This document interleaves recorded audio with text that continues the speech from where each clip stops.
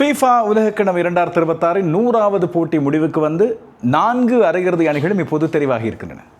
இறுதியாக தெரிவான அணி Leo மெஸ்ஸியின் Argentina. Argentina அணி 3-1 என்ற வெற்றி. கடைசியாக அவர்கள் ஆடிய 3 நாக் அவுட் போட்டிகளிலும் அர்ஜென்டினா 3 கோல்களை எடுத்திருந்தார்கள். அதுபோல் எதிர் அணிகள் மொத்தமாக 5 கோல்களை எடுத்துக்கொண்டார்கள். கேபோ வெர்டே 2 கோல்கள், எகிப்து 2 கோல்கள், இன்று சுவிட்சர்லாந்து 1 கோல் என்று சொல்லி 5 கோல்களை கொடுத்து தான் அர்ஜென்டினா 9 கோல்களை பெற்று இப்போது அரையிறுதிக்கு தெரிவாகி இருக்கிறது. எனவே முதலாவது அரையிறுதியில் பிரான்ஸ் மற்றும் ஸ்பெயின் ஆகிய அணிகளும், இரண்டாவது அரையிறுதியில் இங்கிலாந்து மற்றும் அர்ஜென்டினா ஆகிய அணிகளும் மோதப்போகின்றன. இந்த 4 அணிகளுமே ஏற்கனவே உலகக்கிண்ணம் வென்றவை என்ற அடிப்படையில் உலகக்கிண்ணம் வென்ற அணிகளில் யாரோ ஒரு அணிதான் மீண்டும் உலகக்கிண்ணத்தை கைப்பற்றப் போகின்றார்கள் என்பது மிக தெளிவு. புதிய அணி ஒன்றுக்கு உலகக்கிண்ணம் கிடைக்க வேண்டுமே என்ற ஆர்வத்தோடு காத்திருந்த ரசிகர்களுக்கு மிக பெரும் ஏமாற்றமாக இருக்கும். ஆனால் இந்த 4 அணிகளுமே தரமான ஆட்டங்களை ஆடி உள்ளே வந்திருக்கின்றன என்பது ஒரு பக்கம். இன்னொரு சுவாரஸ்யமான விடயத்தை சொல்லவா, ஃபீஃபா சர்வதேச கால்பந்து சம்மேளனத்தின் தரப்படுத்தல்களில் முதல் 4 இடங்களுக்குள் உள்ள அணிகள் 4மே இப்போது அரையிறுதிக்குள் வந்திருக்கின்றன. இது முதல் தடவை என்று கேட்டால் ஆமாம், ஆனால் இல்லை என்று சொல்லலாம். அது எப்படி என்று சொல்லி கேட்டால் 1992ஆம் ஆண்டு தான் முதல் தடவையாக சர்வதேச கால்பந்து சம்மேளனம் இந்த தரப்படுத்தல்களை அறிமுகப்படுத்தியது. எனவே அந்த ரேங்கிங்ஸ் தரப்படுத்தல்கள் அறிமுகப்படுத்தப்பட்ட பிறகு இந்த சந்தர்ப்பம் முதலாவது. அதுக்கு முதல் இவ்வாறு இருந்திருக்கலாம், நடந்திருக்கலாம். எனவே இப்போது அரையிறுதிக்கு வந்த அணிகளுக்கு மனமார்ந்த வாழ்த்துக்கள். இந்த அணிகள் 4மே தகுதியான, திறமையான, தங்களுடைய ஆட்டங்கள் மூலமாக வெளிவந்த அணிகளாக இங்கே இருக்கின்றன. இதுவரை இன்று மெஸ்ஸி எந்த ஒரு கோலையும் பெறாமலே அவரது அணி வென்றிருக்கிறது. இது மெஸ்ஸி ரசிகராக ஓரளவு கவலையாக இருந்தாலும் கூட அர்ஜென்டினா என்று வரும்போது அது ஆரோக்கியமானது என்று நான் நம்புகிறேன்.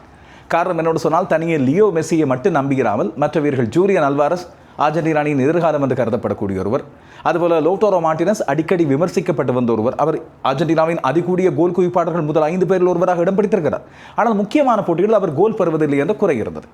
இப்போது சூப்பர் சப்பாக இறக்கப்படும் போது அவர் கோல்களை குவிக்கிறார். இடைவேளைக்கு பிறகுதான் அவருக்கு எனர்ஜி வருகிறது என்று சந்தோஷம் வெளிப்படுத்தப்படுகிறது. அதுவும் சிறப்பு. இது மட்டுமல்லாமல் லியோனல் ஸ்கலோனி அர்ஜென்டினா அணியின் பயிற்றுவிப்பாளர் சொல்வது போல அர்ஜென்டினா அணி இறுதி வரை வலி வேதனைகளை சுமந்து நீண்ட நேரம் காத்திருந்து வெற்றிகளை பெறுவது பழகிவிட்டது. ஆனால் இப்படியான சோதனைகளை நாங்கள் இனி வரப்போகின்ற போட்டிகளில் காண்பிக்கக்கூடாது என்று சொல்கிறார். உண்மைதான், இனி வரப்போகின்ற போட்டிகளில் இங்கிலாந்து அணியை சந்திக்க போகிறது அர்ஜென்டினா, அதுக்கு பிறகு ஸ்பெயின் அல்லது பிரான்ஸ் அணியை சந்திக்க போகிறது இங்கிலாந்தை வென்று வந்தால். எனவே இனி தீர்க்கமான போட்டிகளாக இருக்கும்.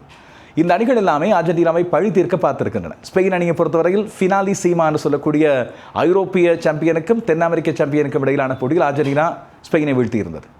அதேபோல பிரான்ஸை பொறுத்தவரையில் கடந்த உலகக்கிண்ணத்தின் இறுதிப் போட்டி பகை இருக்கிறது. இங்கிலாந்தை பொறுத்தவரையில் 1986 ஹேண்ட் ஆஃப் தி கோட் பகை மட்டுமல்ல, அவர்களுக்கு ஃபாக்லண்ட் தீவு பகையும் இங்கே இருக்கிறது. இதுபோல் அடிக்கடி இந்த அர்ஜென்டினாவும் இங்கிலாந்தும் இப்படியான நாக் அவுட் சுற்று ஆட்டங்களில் மோதிய காலமும் இருக்கிறது. எனவே அடுத்து வரப்போன்ற அர்ஜென்டினாவுக்கான போட்டிகள் எல்லாம் தீர்க்கமான போட்டிகளாக இருக்க இன்றைய போட்டியும் மேலதிக நேரத்துக்கு சென்று, அதாவது எக்ஸ்ட்ரா டைமுக்கு சென்று தான் போட்டி முடிவுக்கு வந்தது. இறுதியாக இன்று பெறப்பட்ட 121வது நிமிட லோட்டோரோ மார்டினஸின் கோல் அர்ஜென்டினா தன்னுடைய நாக் அவுட் சுற்று போட்டிகளில் மிக தாமதமாக பெற்றுக்கொண்ட கோலாக பதிவாகி இருக்கிறது. இப்படியெல்லாம் சிரமப்பட்டு தான் அர்ஜென்டினா தக்கப்பட்டு, தாக்கப்பட்டு, திணறப்பட்டு, முக்கப்பட்டு தான் இப்போது வந்திருக்கிறது அரையிறுதிக்கு. அதை ஏற்றுக்கொள்ளத்தான் வேண்டும். இந்த அர்ஜென்டினா நடப்பு உலக சாம்பியனாக இப்போது வந்திருந்தாலும் கடைசி 3 ஆட்டங்களில் அவர்களது தரமாற்றங்கள் இங்கிலாந்து அணிக்கு எதிராக மிகப்பெரிய சிக்கலை கொடுக்க போகிறதோ என்ற கேள்வியை அர்ஜென்டினா ரசிகர்களுக்கு ஏற்படுத்தி இருக்கிறது உண்மை. இனி அர்ஜென்டினா தன்னுடைய வியூகங்களை இன்னும் மாற்றிக்கொள்ள வேண்டும். அதுபோல் தங்களுடைய பலத்தை அதிகரித்துக் கொள்ள வேண்டும். விட்ட பிழைகளை சரியான முறையில் கண்டறிந்து செயற்பட வேண்டும் என்பது மிக முக்கியமானது. அதை அர்ஜென்டினா ஏற்றுக்கொள்ளும். ஆனால் இன்றைய நாளில் அர்ஜென்டினா பெற்றுக்கொண்ட இந்த அபாரமான வெற்றி, குறிப்பாக 1-1 என்ற சமநிலைப்படுத்தப்பட்ட பிறகு கடுமையாக போராடி மேலதிக நேரத்திலே பெற்றுக்கொண்ட இந்த வெற்றி கூட மீண்டும் சர்ச்சை ஒன்றினால் புகையாக மூடப்பட்டிருக்கிறது என்று பார்க்கும்போது உண்மையில் கால்பந்து ரசிகர்களுக்கு மனம் வெறுத்திருக்கு.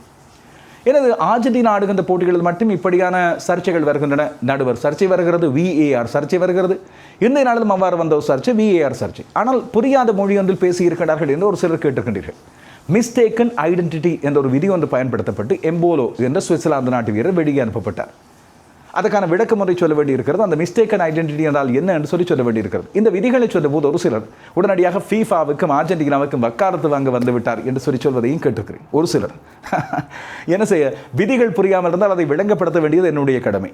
நீங்களாம் கால்பந்து மேதையான கேட்டால் நான் கால்பந்து ஆடியவன் கிடையாது. ஆனால் கால்பந்து விதிமுறைகளை பற்றி நன்றாக அறிந்து கொண்டவன். அதுபோல் நிறைய வாசித்து போட்டிகளை பார்த்து அதன் மூலமாக இருக்கின்ற விடயங்களை சரியான முறையில் அறிந்து தமிழ் மொழியில் தரக்கூடிய ஒருவன். எனவே நான் எனக்கு தெரிந்த விதிகளை மிக தெளிவான முறையில் சொல்கிறேன். இந்த மிஸ்டேக்கன் ஐடென்டிட்டி இம்முறை ஃபீஃபா என்று சொல்லக்கூடிய கால்பந்து சம்மேளனத்தினாலும் தொழில்சார் கால்பந்து அலுவலர்களாலும் கொண்டு வரப்பட்ட ஒரு முக்கியமான விதி. எந்த ஒரு வீரரும் சிவப்பு அல்லது மஞ்சள் அட்டை தவறான முறையில் காட்டப்பட்டு அவர்களுக்கு பிழை நேர்ந்து விடக்கூடாது என்பதற்காக கொண்டு வரப்பட்டு உண்டு. அதை பற்றி இன்றைய போட்டியை பார்த்தவர்களுக்கு தெரிந்திருக்கு. லியாண்டர் பரடேஸ், எம்போலோ இந்த 2 பேருக்கு இடையிலான மோதல் தான் இந்த சம்பவத்துக்கு காரணமாக இருந்தது. ஆரம்பத்திலே ஆடுகள நடுவர் மஞ்சள் அட்டையை லியாண்டர் பரடேஸை கொடுத்திருந்தார். இந்த சம்பவத்தை பற்றி பார்த்தவர்கள் மறுபடியும் மீட்டி பார்த்துக் கொள்ளுங்கள் என்ன நடந்தது என்று சொல்லி நான் உள்ளே செல்லும் போது இன்னும் விரிவான விடயங்களை கொண்டு வருகிறேன். இன்று இடம்பெற்ற 2 போட்டிகளும் தரமான போட்டிகளாக அமைந்திருந்தன. 2 தரமான அணிகள், நாகரிகமாக ஆடக்கூடிய 2 அணிகள் வெளியேறி போயிருக்கின்றன. ஒன்று நோர்வே, இன்னும் ஒன்று சுவிட்சர்லாந்து. நோர்வே வெளியேறி செல்லும் போது நோர்வேயின் பயிற்சியாளர் வருத்தத்துக்குரிய விடயம் ஒன்றை சொன்னார். ஜூட் பெலிங்கம் பெற்றுக்கொண்ட அந்த 2வது கோல், தங்களது கோல் காப்பாளர் அடித்த பந்து ஸ்பைடர் கேம்புக்கு செல்கின்ற வயரிலே பட்டு தெரித்ததன் காரணமாக தங்களுக்கு ஒரு பாதிப்பு நேர்ந்து விட்டது. இதை பற்றி தாங்கள் நடுவரிடம் சொன்னோம். ஆனால் நடுவர் அதை VAR முறை மூலமாக ஆராய்வதற்கு செல்லவில்லை. இதற்கு தங்களுக்கு எதிராக இந்த கோல் பெறப்பட்டு விட்டது, ஒரு முக்கியமான கோல் பெறப்பட்டு விட்டது. எனவே அந்த கோலின் ஆக்ஷனில், அந்த தொடர்ச்சியான பந்திலே தான் இவ்வாறு நடந்தது.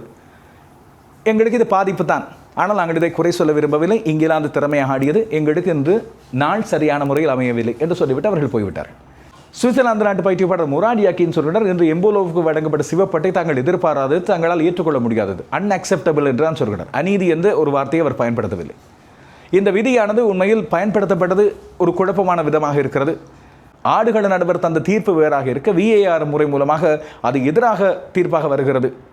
தங்களுக்கு அந்த தீர்ப்பு வழங்கப்பட்டு சிவப்பட்டை காட்டப்பட்டு எம்போலோ வெளியேற்றப்பட்டது போட்டியின் போக்கியை மாற்றிவிட்டது என்று வருத்தத்தோடு தெரிவிக்கிறார். உண்மைதான், போட்டியின் போக்கு மாறி இருந்தது. ஆனால் அந்த மிஸ்டேக்கன் ஐடென்டிட்டி என்ற விடயத்தை பற்றி, அந்த விதியை பற்றி இவர்களுக்கு சரியான முறையில் புரிந்து கொள்ளவில்லை. இல்லாட்டால் அதை புரிந்து கொள்ளப்படாமல் சுவிட்சர்லாந்து அணியும் ஆடி இருக்கிறது என்று பார்க்கும்போது உண்மையில் ஒரு பக்கம் வேடிக்கையாக தான் இருக்கிறது. இதை பற்றி கொஞ்சம் விரிவாக நாங்கள் இந்த விதி பயன்படுத்தப்பட்ட உட்பட முழுமையான விடயங்களை நாங்கள் பேசுவோம். அதுக்கிடையில் இன்றைய நாளிலும் லியோனல் மெஸ்ஸியின் அர்ஜென்டினா அணிக்கு நடுவர்கள் VAR எல்லாம் சார்பாக அமைந்து விட்டது. இது ஏற்கனவே தீர்மானிக்கப்பட்ட ஒன்று. கால்பந்திலே பிரபலமான வார்த்தை, கிரிக்கெட்டில் எவ்வாறு ஃபிக்ஸ்டோ அதுபோல் கால்பந்திலே ரிக்ட் என்று சொல்வார்கள். போட்டி தீர்மானிக்கப்பட்டிருக்கிறது என்று சொல்லி எனக்கு உண்மையில் வேடிக்கையாக இருந்தது. அந்த போட்டியிலே நடுவர் வழங்கிய தீர்ப்பை VAR முறை மூலமான தீர்ப்பு மாற்றியிருந்தது. ஆனால் அதை திட்டியிருந்தார்கள். அர்ஜென்டினாவுக்கு சார்பாக VAR தீர்ப்பு வழங்கிவிட்டது, நடுவர் தீர்ப்பு வழங்கிவிட்டார் என்று. பிறகு அர்ஜென்டினாவின் அணித்தலைவரான லியோனல் மெஸ்ஸி இந்த நடுவர், போர்ச்சுகீச நடுவரோடு நேரடியாக வாக்குவாதப்பட்டிருந்தார். அந்த வாக்குவாதமும் பிரபலமாக பேசப்படுகிறது. அந்த வாக்குவாதத்தில் லியோனல் மெஸ்ஸி போர்ச்சுகீச நடுவரை பார்த்து சொல்கிறாராம், நீங்கள் என்னோடு மரியாதையாக பேச வேண்டும், நாங்கள் உங்களோடு மரியாதையாக பேசுகிறோம், நான் உங்களோடு மிக மரியாதையாக படுகிறேன், எனவே அதே மரியாதையை நீங்கள் எனக்கு திருப்பிக் கொடுக்க வேண்டும் என்று அவர் கை காட்டி பேசியதாக சொல்லப்படுகிறது. அப்படி இருக்கும்போது அதையும் திட்டுகின்றார்கள். பாருங்கள், நடுவரை மதிக்காமல் நடந்து கொள்கிறார் மெஸ்ஸி என்று சொல்லி. எனவே நடுவர் மெஸ்ஸிக்கு சார்பாக செயற்படுகின்றார். மெஸ்ஸி நடுவரோடு சண்டையும் பிடிக்கிறார். என்னடா குழப்பம் இது என்று சொல்லி நீங்கள் யோசிக்கலாம். எனவே இந்த VAR தீர்ப்புகளோ நடுவர் சர்ச்சைகளோ அர்ஜென்டினா விரும்பி கேட்டு தங்களுக்கு சாதகமாக எடுத்துக்கொண்டது அல்ல என்று சொல்லி நினைப்போர் நினைத்துக் கொள்ளலாம். இல்லை, FIFA தான் அர்ஜென்டினாவுக்கு இப்படியெல்லாம் செய்து உலக சாம்பியனை மீண்டும் கொண்டு வருகிறது என்று நினைப்போர் அதையும் எடுத்துக்கொள்ளலாம், பிரச்சனை இல்லை. ஆனால் அணி வென்று கொண்டு செல்கிறது. மெஸ்ஸி தொடர்ச்சியாக கோல்களை பெறுகிறார். இன்று அவர் 9வது போட்டிக்கு பிறகு 10வது போட்டியில் தொடர்ச்சியான உலகக்கிண்ண போட்டியில் 10வது உலகக்கிண்ண போட்டியில் தொடர்ச்சியாக கோல் அடித்தவராக பெறுகிற சாதனை இன்று அவர் கோல் பெறாததால் முறிந்து போனது. ஆனால் தன்னுடைய 10வது உதவியை வழங்கியிருக்கிறார் மெஸ்ஸி.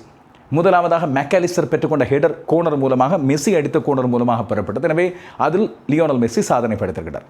இப்போது நாங்கள் இந்த நடுவர் குழாமை பற்றி பார்த்து விட்டு வரலாம். நான் ஏற்கனவே இந்த நடுவர்களை பற்றி அடிக்கடி சொல்லி வந்தேன். காரணம், பக்கச்சார்பு இல்லாமல் நடுவர்கள் நடக்கிறார்களோ இல்லையோ என்ற சந்தேகம் சாதாரண அப்பாவி ரசிகர்களுக்கு வரலாம். எனவே இதன் அடிப்படையில் இம்முறை, அதாவது இன்றைய நாளில் இடம்பெற்ற அர்ஜென்டினா சுவிட்சர்லாந்து அணிகளுக்கு இடையிலான போட்டியின் நடுவர் குழாமை பொறுத்தவரையில் பிரதான நடுவராக இருந்தவர் ஜாவோ பினேஹிரியோ. அவர்தான் போர்ச்சுகல் நாட்டின் நடுவர். அவரோடு சேர்ந்து லைன்ஸ்மேனாகவும் அதுபோல உதவி நடுவர்களாகவும் இருந்தவர்கள் ப்ருனோ ஹேசஸ், லூசியானோ மையா, அந்த 2 பேரும் போர்ச்சுகலை சேர்ந்தவர்கள். இது தவிர 4வது உத்தியோகத்தராக இருந்தவர் கனடாவை சேர்ந்தவர், 5வது உத்தியோகத்தராக இருந்தவர் கனடாவை சேர்ந்தவர். VARஐ பொறுத்தவரையில் மெக்சிகோ, சிலே மற்றும் இத்தாலி ஆகிய நாடுகளைச் சேர்ந்தவர்கள் இருக்கின்றார்கள். இப்போது அதையும் சொல்லிக் கொண்டு வருவார்கள். மெக்சிகோ, சிலே இரண்டுமே அமெரிக்க கண்டத்து நாடுகள். அதிலும் சிலே தென் அமெரிக்க நாடு, இத்தாலி மெக்சிகோவின் தாய் வழி தந்தை வழி உறவின் அடிப்படையில் இருக்கின்ற நாடு என்று அப்படியும் சொல்லிக் கொண்டு வருவார்கள். இதெல்லாம் தாண்டி கொண்டுதான் மெஸ்ஸி, அர்ஜென்டினா, லியோனல் ஸ்கலோனி ஆகியோர் பயணித்துக் கொண்டே இருக்கின்றார்கள். ஆனால் இன்றைய போட்டியை பொறுத்தவரையில் சுவிட்சர்லாந்து அணி எதிர்பாராத மிகச்சிறந்த தாக்கத்தை வழங்கியிருந்தது என்பது உண்மை. அவர்கள் அகப்பட்டுக் கொண்டது அர்ஜென்டினாவிடம். அர்ஜென்டினா அணியை பொறுத்தவரையில் அவர்களுக்கு எப்போதும் வழக்கமான விடயம், இறுதி செகண்ட் வரை போராடுவார்கள். இதை நீங்கள் அர்ஜென்டினாவோடு ஆடிய பிரேசில் வீரர்களை கேட்டு பாருங்கள், அர்ஜென்டினாவோடு மிக கடுமையாக மூர்க்கமாக போராடிய ஜெர்மனி அணி வீரர்களை கேட்டு பாருங்கள், அவர்கள் அத்தனை பேரும் சொல்வார்கள். பிரேசில் அணியின் முன்னாள் வீரர் காஃபு அண்மையில் கூட சொல்லியிருந்தார், இந்த அர்ஜென்டினா அணியை லேசில் எடுத்துக்கொள்ளாதீர்கள், அவர்கள் கடைசி செகண்ட் வரை போராடக்கூடியவர்கள் என்று.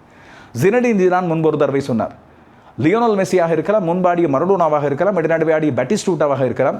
அந்த கடைசி நேரம் அவர்கள் பூட்ஸை கழட்டு வரை அவர்களிடமிருந்து ஆபத்தை எதிர்கொண்டிருங்கள், போட்டியை மாற்றக்கூடிய வல்லமை அவர்களிடம் இருக்கிறது என்று. இந்த அர்ஜென்டினா அவ்வாறு தான் முதல் ஆரம்பத்திலேயே கோலை பெற்றுக்கொண்டது. இதனாலும் 10ஆம் நிமிடத்திலே அர்ஜென்டினா கோலை பெற்றுக்கொண்டது. மேக்காலிஸ்டர் மூலமாக மெஸ்ஸி வழங்கிய கோல் உதவியை அவர் கோலாக மாற்றிக்கொண்டார். ஆனால் 67ஆம் நிமிடத்தில் ரொட்ரிகஸ் வழங்கிய உதவியை இண்டோயை கோலாக மாற்ற சுவிட்சர்லாந்து அணி சமாளித்துக் கொண்டது, சமநிலைப்படுத்திக் கொண்டது. அதுக்கு பிறகுதான் இந்த 72ஆம் நிமிடத்தில் இடம்பெற்ற இந்த மிஸ்டேக்கன் ஐடென்டிட்டி, மஞ்சள் அட்டை, சிவப்பட்டை, அதனடா குழப்பம் என்று சொல்லி கேட்டால் இப்போது அந்த விடயத்துக்கு வருகிறேன். முதலில் ஏற்கனவே இம்போலோ ஒரு மஞ்சள் அட்டை வாங்கிவிட்டார் அந்த போட்டியிலே. அது ஆரம்பத்திலேயே அவர் செய்த ஒரு சின்ன வன் செயல் காரணமாக, இல்லாவிட்டால் அவர் செய்த ஃபவுல் காரணமாக அவருக்கு கிடைத்தது. இந்த மஞ்சள் அட்டை ஆரம்பத்தில் பரதேசுக்கு வழங்கப்பட்டது. போட்டியை நடத்துகின்ற நடுவர் அந்த மஞ்சள் அட்டையை வழங்கிவிட்டார். என்றாலும் VAR மூலமாக அவருக்கு தெரிவிக்கப்பட்டது அந்த ஒரு மோதல் சம்பவம் ஒன்று, அதை நீங்கள் திரையிலே பார்த்திருக்கலாம். நான் இங்கே காண்பிக்கப்போனால் காப்பிரைட்ஸ் பிரச்சனை வரலாம். எனவே படம் மூலமாக ஒரு சில சின்ன சின்ன துண்டுகளை காண்பிக்கிறேன். எனவே அந்த மோதலின் போது இந்த மிஸ்டேக்கன் ஐடென்டிட்டி என்று சொல்லப்படுவது ஒரு வீரனுக்கு பதிலாக இன்னொரு வீரர் தண்டிக்கப்படும். அதை திருத்தி அமைப்பதன் மூலமாக நிச்சயமாக மஞ்சள் அல்லது சிவப்பட்டை மற்ற வீரருக்கு வழங்கப்படும். காரணம் இந்த டைவிங் என்று சொல்லுவோமே, கால்பந்தில் நாங்கள் அடிக்கடி பழகிய விடயம். சில வீரர்கள் இருக்கிறார்கள், உலக புகழ் பெற்ற வீரர்களாக இருப்பார்கள், கோட் என்று கூட அவர்களை சொல்லக்கூடும். சில நேரங்களில் அவர்கள் கூட இந்த டைவ் அடித்து மஞ்சள் அட்டை சிவப்பட்டையை தங்களுக்கு சாதகமாக பயன்படுத்திக் கொள்வதை பார்த்திருக்கிறோம். எதிரணிகளுக்கு எதிராக பெனால்ட்டியை பெறுவதற்கு, ஃப்ரீ கிக்கை பெறுவதற்கு இப்படியான நடைமுறைகளை மேற்கொண்டு அனுதாபத்தை தேடிக்கொள்வார்கள். உருண்டு புரண்டு எல்லாம் அதை எடுப்பார்கள். அந்த டைவிங் நடைமுறைகளை குறைப்பதற்கு தான் இந்த மிஸ்டேக்கன் ஐடென்டிட்டி கொண்டு வரப்பட்டது. இன்று பர்தேசம் எம்போலோவும் மோதிக்கொள்கிறார். மோதிக்கொள்கின்ற வேளையில் பர்தேஸ் எம்போலோவை வீழ்த்தியிருந்தார் என்று அவருக்கு தான் மஞ்சள் அட்டை வழங்கப்பட்டது. என்றாலும் பிறகு பார்க்க போனால் பர்தேஸ் அவரது காலால் இவரை தொட முதலே எம்போலோ உருண்டு பொருள்கிறார். அதுக்கு முதலே விட ஆரம்பித்து விட்டார். எனவே தொடுகை என்பது ஆரம்பத்திலே இருக்கவில்லை, பிறகு தொடுகை இருந்திருக்கலாம். ஆனால் அவர் விழுகின்ற நேரத்தில் அந்த தொடுகை, இரண்டு பேருக்கு இடையிலான அந்த கனெக்ஷன் இருக்கவில்லை என்ற அடிப்படையில் தான் இறுதியாக எம்போலோ பிழையாக நடந்து கொண்டார் என்று அவருக்கு மஞ்சள் அட்டை வழங்கப்பட்டது. இந்த மிஸ்டேக்கன் ஐடென்டிட்டி என்ற விதியிலே இருக்கின்ற விடயம், அதாவது ஆள் மாறாட்டம் என்று சொல்லலாம் பொதுவாக, இல்லாவிட்டால் சரியான நபரை தெரிந்து கொள்ளல் என்ற விடயமாக கொண்டு வரலாம். அதன் அடிப்படையில் தண்டிக்கப்பட்ட முதலாவது சர்வதேச வீரராக எம்போலோ மாறி இருக்கிறார் என்பதுதான் இப்போது அனைவருக்கும் ஆச்சரியம் தரக்கூடியதாக, ஆஹா மீண்டும் FIFA அர்ஜென்டினாவுக்கு சார்பாக நடந்துவிட்டது என்று சொல்லி பல பேர் சொல்வதற்கான காரணம். எங்கடான்னு பார்த்து கொண்டுகிறார்கள். லியோனல் ஸ்கலோனி கூட சொன்னார், எங்களை நாங்கள் தோற்க வேண்டும் என்று பல பேர் பார்த்து கொண்டுகிறார்கள். இதனால் அவர்கள் எதை பார்த்தாலும் விமர்சிக்க ஆரம்பிக்கிறார்கள் என்று யோசித்து பாருங்கள். அந்த நடுவருக்கு எவ்வளவு சங்கடமாக இருக்கும். அவர் அர்ஜென்டினாவுக்கு பக்கச்சார்பாக நடந்து கொள்ளாத ஒருவராக இருக்கலாம், போர்ச்சுகலை சேர்ந்த ஒருவர், VAR அணியிலே இருந்தவர்கள் கூட நேர்மையான நடுவர்களாக இருந்திருக்கலாம். இப்படி கண்ட பாட்டுக்கு ஒவ்வொருவரும் விமர்சனத்தை சொல்லிவிட்டு போகும்போது, அதுவும் கால்பந்து விதிகளை பற்றி தெரியாதவர்களை விமர்சிக்கும் போது அந்த நடுவர் கூடாமைக்கு எப்படி இருந்திருக்கு. எனவே இதன் அடிப்படையில் தான் இப்போது எம்போலோ தண்டிக்கப்பட்ட முதலாவது நபராக மாறியிருந்தார். அதுவும் அவருக்கு நேரடியாக சிவப்பட்டை வழங்கப்படவில்லை என்பதையும் சிலர் புரிந்து கொள்ளவில்லை. முதல் மஞ்சள் அட்டை ஒன்று வழங்கப்பட்டது. எனவே இரண்டாவது மஞ்சள் அட்டை இந்த போட்டியில் வழங்கப்பட்ட வேளையில் 2 மஞ்சள் அட்டைகள் சேர்ந்து அவருக்கு சிவப்பட்டையாக மாற்றப்பட்டு அவர் வெளியேற்றப்பட்டார். ஆனால் ஒன்று போட்டியை பார்த்து கொண்டது எனக்கு உண்மையில் பாவமாக இருந்தது. எம்போதோ அழுது கொண்டே போயிருந்தார், கதறி அழுதிருந்தார். அவருக்கு தெரியும் ஒரு முக்கியமான திருப்ப நிகழப் போகிறது, தன்னால் அணிக்கு ஒரு பாதிப்பு ஏற்பட்டு விட்டது, 10 பேர் கொண்ட அணியாகத்தான் தாங்கள் ஆடப்போகிறோம், இது தன்னால் நேர்ந்து விட்டது என்ற வருத்தம் அவருக்கு இருந்திருக்கிறது. மிஸ்டேக்கன் ஐடென்டிட்டி என்று FIFA சர்வதேச கால்பந்து சம்மேளனத்தினாலும் அதுபோல சர்வதேச கால்பந்து சங்க வாரியம் IFAB என்று சொல்லக்கூடிய அமைப்பினாலும், விதிகளை பராமரிக்கிற அமைப்பினாலும் விதிக்கப்பட்ட இந்த நடைமுறைகளின் அடிப்படையில் வழங்கப்பட்ட ஆங்கில ரூல்ஸ், விதிமுறைகளை தமிழ் படுத்தினேன்.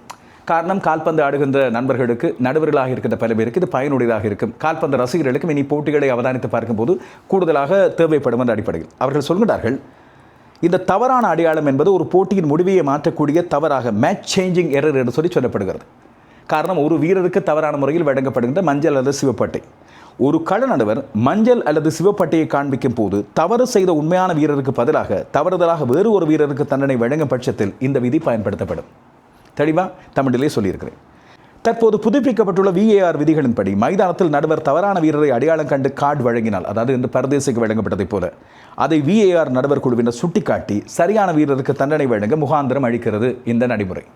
நடுவர் கேட்காமலே VAR மூலமாக அவர்கள் தொடர்பு கொண்டு நடுவருக்கு சொல்லலாம், இல்லை நீங்கள் பிழையான முடிவு ஒன்றை வழங்கிவிட்டீர்கள், உண்மையில் நீங்கள் தண்டிக்க வேண்டியது இவரை அல்ல அவரை என்று சொல்லி இந்த முடிவை மாற்றலாம். இதன் அடிப்படையில் தான் இன்று பிரியல் எம்போலோவுக்கு மஞ்சள் அட்டை வழங்கப்படுது. சுவிட்சர்லாந்து பயிற்றுவிப்பாளர் கூட உணர்ச்சி வசப்பட்டிருக்கலாம். இன்று தன்னுடைய ஹோட்டல் அறைக்கு போய் மறுபடியும் இந்த விதிமுறைகளை எல்லாம் பார்க்கின்ற வேளையில், இல்லாவிட்டால் அவருக்கு துணையாக இருக்கின்றவர்கள் இந்த விதிமுறைகளை சொல்கின்ற வேளையில் நாளை அவர் மாற்றிச் செல்லலாம். என்றாலும் 90 நிமிடங்கள் வரை சுவிட்சர்லாந்து விட்டுக் கொடுக்கவில்லை. 10 வீரர்களை கொண்டே அவர்கள் அர்ஜென்டினா அணிக்கு தண்ணி காட்டியிருந்தார். அர்ஜென்டினா அணியினால் எந்த ஒரு கோலையும் பெற முடியவில்லை. மெஸ்ஸி முயன்று பார்த்திருந்தார். அந்த வேளையில் தான் அவர் உணர்ச்சி வசப்பட்டு நடுவரோடு வாக்குவாதப்பட்டிருக்கிறார் போல தெரிகிறது. 90 நிமிடங்களுக்கு பிறகுதான் அர்ஜென்டினா உடைத்து தள்ள வேண்டும், பெனால்ட்டிக்கு செல்லக்கூடாது என்று சொல்லி முனை போட்டிருந்தார்கள். பெனால்ட்டியில் எவ்வாறு மார்டினஸ் செய்கின்றாரோ இல்லையோ தெரியவில்லை, மார்டினஸ் பல கோல்களை முறை கொடுத்து விட்டார். மறுபக்கம் கோபல் என்று சொல்லக்கூடிய சுவிட்சர்லாந்தின் கோல் காப்பாளர் மிகச் சிறப்பாக செய்வார் என்ற ஒரு பயம் ஒன்று நிச்சயமாக அர்ஜென்டினா ரசிகர்களுக்கு இருந்திருக்கும். நல்ல காலம். முதலில் ஜூலியன் அல்வாரஸ் 112ஆம் நிமிடத்தில் ஒரு கோல், தரமான கோல், சற்று பாக்ஸுக்கு வெளியே இருந்து அடித்த ஒரு கோல், மிகச்சிறப்பாக இருந்தது. தான் இப்போது வளர்ந்து வருகிறது ஒரு நட்சத்திரம், இல்லாவிட்டால் அடையாளப்படுத்தப்பட்ட ஒரு நட்சத்திரம் என்பதை நிரூபிக்கின்ற ஒரு கோலாக அமைந்தது. அல்வாரஸ் இந்த பருவகாலத்தில் இந்த டிரான்ஸ்ஃபர் என்று சொல்லக்கூடிய வீரர்களது அணிகளுக்கான பரிமாற்றம் குறித்து அதிகமாக அவதானிக்கப்பட்டு வருகின்ற ஒருவர். அவருக்கு பெருந்தொகையை வழங்கி அவர் இப்போது ஆடி வருகின்ற அட்லெட்டிகோ மேட்ரிட்டிலிருந்து அவரை வெளியே எடுப்பதற்கு பார்சிலோனா உட்பட பல கழகங்கள் முனைகின்றன. ஆங்கிலேய களங்கள், இங்கிலாந்து களங்களும் பல முறைந்து கொண்டிருக்கும் போது இப்போது அவரது பெருமதி இந்த கோலோடு அதிகரித்திருப்பது போல தெரிகிறது. அதுக்கு பிறகுதான் தீர்மானமிக்க முக்கியமான கோலாக 121ஆம் நிமிடத்தில் லோட்டோரோ மார்டினஸ் ஒரு கோலை அடிக்கிறார். மிகச்சிறப்பான ஒரு கோல். அர்ஜென்டினா 3-1 என்று தன்னுடைய வெற்றியை உறுதி செய்து கொடுக்கிறது. எனவே சுவிட்சர்லாந்து வெளியேறுகிறது, அர்ஜென்டினா இப்பொழுது அரையிறுதியில் நுழைகிறது. இந்த போட்டியிலே 2 சாதனை குறிப்பீடை பற்றி சொல்ல வேண்டும். பல சாதனைகள், அவற்றையெல்லாம் இடையிடையே சொல்லியிருந்தேன். இந்த 2 தனியாக குறிப்பிட வேண்டியவை. ஒன்று, எக்ஸ்ட்ரா டைம் கிங்ஸ் என்ற பெயர் இப்போது அர்ஜென்டினா அணிக்கு கிடைத்திருக்கிறது. இந்த மேலதிக நேரத்திலே அதிகமான கோல்களை பெற்று வெற்றி பெற்றுக் கொண்ட அணியாக இப்போது அர்ஜென்டினா மாறுகிறது. இதைத்தான் இந்த பிரேசில் நாட்டு வீரர்களும் ஜெர்மனி நாட்டு வீரர்களும் ஜினடின் ஜிடானும் சொல்லிக்கிறார்கள் போது தெரிகிறது. பாருங்கள், இதுவரை காலமும் இந்த உலகக்கிண வரலாற்றிலே எக்ஸ்ட்ரா டைமிலே அதிகமான கோல்களாக 9 கோல்களை அடித்த அணியாக அர்ஜென்டினா சாதனை படைத்திருக்கிறது. இதுபோல இந்த உலகக்கிண கூடுதல் நேரத்திலே அர்ஜென்டினா பெற்ற 5வது கோலாக உலகக்கிண வெற்றியாக இது பதிவாகி இருக்கிறது. இதற்கு முதல் இத்தாலி 4 கோல்களை எடுத்திருந்தது. இப்போது அதுவும் முறியடிக்கப்படுகிறது. அர்ஜென்டினா கால்பந்தின் பிதாமகன் என்று சொல்லப்படுகிற டியோகோ மரடோனாவை சமன் செய்திருக்கிறார் இப்போது ஜூலியன் அல்வாரஸ். நொக் அவுட் போட்டிகளில் அதிகமான கோல்களை பெற்றுக்கொண்டவராக மரடோனாவின் சாதனை முறியடித்திருந்தார் அவரது சிஷியரான மெஸ்ஸி. இப்போது மெஸ்ஸி நொக் அவுட் போட்டிகளில் 5 கோல்கள். ஜூலியன் அல்வாரஸ் என்று மரடோனாவை சமன் செய்திருக்கின்றார் 4 கோல்களை பெற்றுக்கொண்டு. அல்வாரஸின் காலம் இப்போதுதான் ஆரம்பிக்கிறது என்று மிக தெளிவாக தெரிகிறது. நல்லது. கால்பந்திலிருந்து மூத்த நட்சத்திரங்கள், முக்கிய நட்சத்திரங்கள் விலகிச் செல்லும் வேளையில் புத்தம் புதிய நட்சத்திரங்கள் உருவாகி வருகின்றார்கள். இது மிகச் சிறப்பு. 100 போட்டிகள் முடிவுக்கு பிறகு இப்பொழுது 4 அணிகள் அரையிறுதிக்கு தெரிவாகி இருக்கிறது. இந்த 4 அணிகளில் எந்த அணி பலமான அணி என்று நீங்கள் நினைக்கின்றீர்கள்? பிரான்ஸ், ஸ்பெயின், இங்கிலாந்து, அர்ஜென்டினா, இந்த 2 அரையிறுதிப் போட்டிகளில் எந்த போட்டி அதிகமான கவனத்தை உங்களுக்கு இருக்க போகிறது? அதுபோல எந்த 2 அணிகள் இறுதிப் போட்டியில் சந்திக்கும் என்று நீங்கள் நினைக்கின்றீர்கள்? FIFA தளத்தின்படி வருகின்ற 14 மற்றும் 15 ஆகிய தேதிகளில் அரையிறுதிப் போட்டிகள் இடம்பெறப் போகின்றன. ஆனால் எங்களை பொறுத்தவரையில் அது 15ஆம் தேதி அதிகாலையும் 16ஆம் தேதி அதிகாலையும். முதல் போட்டி பிரான்ஸ், ஸ்பெயின் அணிகளுக்கு இடையில் 15ஆம் தேதி, அதாவது 14 இரவு கடந்து 15ஆம் தேதி அதிகாலை வரை 12:30 கிடப்பெறும். அடுத்த நாள் இங்கிலாந்தும் அர்ஜென்டினாவும் மோதிக்கொள்கிற போட்டியும் அதே போல 12:30 கிடப்பெறும். எனவே மெஸ்ஸியின் அணி தடை கடந்து இப்போது வந்திருக்கிறது. என்றாலும் லியோனல் மெஸ்ஸி இந்த தங்க பாதனை போட்டியிலே அவரால் எந்த ஒரு கோலையும் இந்த போட்டியில் இன்று பெற்றுக்கொள்ள முடியவில்லை. மறுபக்கம் எம்பாப்பே இந்த காலிறுதி சுற்றிலே ஒரு கோலை எடுத்திருந்தார். ஹரிகேனுக்கும் எந்த ஒரு கோலும் இல்லை, ஹாலண்டும் எந்த ஒரு கோலும் இல்லை. அவர்கள் வெளியேறியிருக்கிறார்கள். ஜூட் பெரிங்கம் இப்போது இந்த தங்க பாதனை போட்டிகளை சேர்ந்திருக்கிறார். எனவே தங்க பாதனை போட்டிகளை இப்போதும் கிலியன் எம்பாப்பே தான் அதிகமான உதவிகளையும் வழங்கினார் என்ற அடிப்படையில் முன்னிலையில் இருக்கிறார். மெஸ்ஸி அவரை தொடர்ந்து சரிசமனான கோல்கள், ஆனால் ஒரு அசிஸ்ட் குறைவு. அதுக்கு பிறகு இருக்கிறார் ஹரிகேன். காரணம் இப்பொழுது ஹாலண்ட் வெளியேறி இருக்கிற நேரத்தில் ஹரிகேனும் அவரது சகாவான ஜூட் பெரிங்கமும் 6 கோல்களோடு அடுத்த நிலையிலே இருக்கின்றார்கள். இப்போது காலிறுதிப் போட்டிகள் முடிவடைந்து 100 போட்டிகள் முடிவுற்றுள்ள நிலையில் 4 அணிகள், இன்னும் 4 போட்டிகள், 2 அரையிறுதிப் போட்டிகள், 3ஆம் 4ஆம் இடத்தை தீர்மானிக்கும் போட்டி, இறுதிப் போட்டி.